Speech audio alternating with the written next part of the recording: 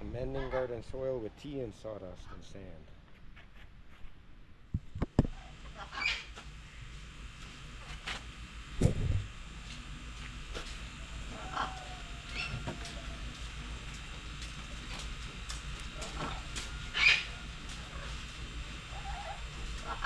This makes it nice and soft.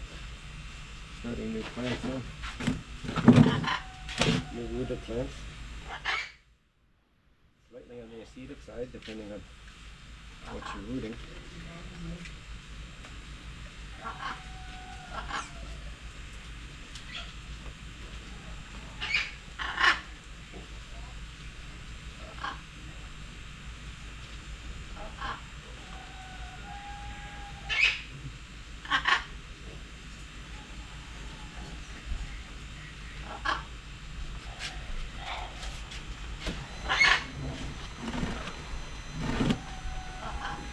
And now we're going to add well-aged chicken manure.